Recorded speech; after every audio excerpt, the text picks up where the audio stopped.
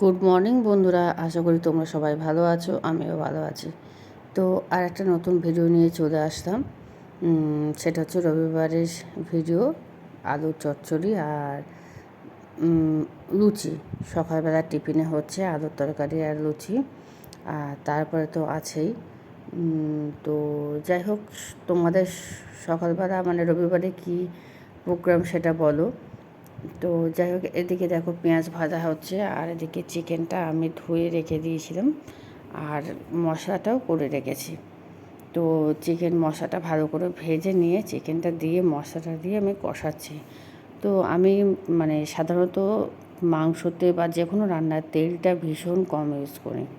তো ঢেকে ঢেকে ভালো করে কষিয়ে নিলাম, নেওয়ার পরে আমি জলটা দিয়ে দিয়েছি। জল দেওয়ার পরে নুন হলুদ মানে নুন হলুদ যেটুকু দেওয়া স্বাদ মতো দিতে হবে। তারপরে আমি লাউয়ের ডাঁটা চচ্চড়ি করব। তো লাউয়ের ডাঁটাটা আমি আগে একটুখানি সেদ্ধ করে নিয়েছি, কারণ অনেক দিনের ডাঁটাটা বড্ড সরু সরু মতো একটু শুকনো শুকনো মতো হয়ে গেছিলো, যার জন্য একটু সেদ্ধ করে নিয়েছি। ঝিঙে পেঁপে আর আলু দিয়ে এমনি একটা চচ্চড়ি করব চিকেনের সাথে।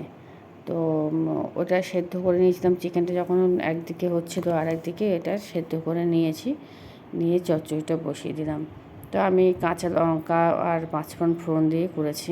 তোমরা কি দাও আমাকে একটু বলো। আর এটা হচ্ছে টকের ডাল, আম দিয়ে টক ডাল করছি। ডালটা সেদ্ধ হয়ে গেছে, কিন্তু যখন ফোড়নটা দিই আমার ক্যামেরাটা মানে ভুল ধরা হয়ে গেছে, ফটো ধরা হয়ে গেছে, যার জন্য ভিডিওটা ওঠেনি। তো ডালটা হয়ে গেছিলো, হয়ে যাওয়ার পরে এবার একটু আলু পোস্ত করছে ঝিঙে দিয়ে। অনেকে ঝিঙেটাকে ভেজে রাখে, কিন্তু আমি সেটা করি না। আমি একসঙ্গেই ভেজে নিই। আলুটা প্রথমে ভালো করে ভেজে নিয়ে তারপর ঝিঙেটা দিই, দিয়ে ভালো করে নুন দিয়ে নাড়াচাড়া করে ঢেকে দিই। ও ঝিঙে থেকে জাস্ট জলটা বেরোয় না, সেটাতেই মোটামুটি সেদ্ধ হয়ে যায়।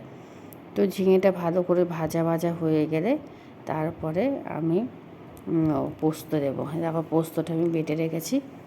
তো ঝিঙেটা ভালো করে ভাজা হয়ে গেছে, এবার পোস্তটা আমি দিয়ে দিচ্ছি। অনেকে ঝিঙে পোস্ততে একটু মিষ্টি দেয়, কিন্তু আমি সেটা দিইনি।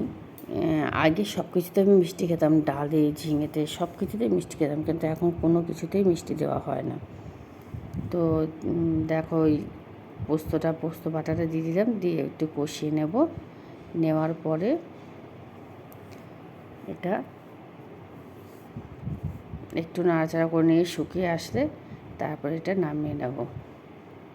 অল্প একটু জল দিয়েছি, বাটিটা ধুয়ে যে পোস্ত বাটা ছিল যে বাটিটা, সেই বাটিটা ধুয়ে অল্প করে একটু জল দিয়েছি। এটা বেশ সুন্দর মাখা মাখা হলে তবে এটা নামিয়ে দেবো। দেখো মাখা মাখা হয়েও গেছে, পোস্ত আছে, আলু আছে, ঝিঙে আছে। দেখো তোমাদের বাড়িতে কী কী রান্না হয়েছে সবাই একটু কমেন্টে জানিও।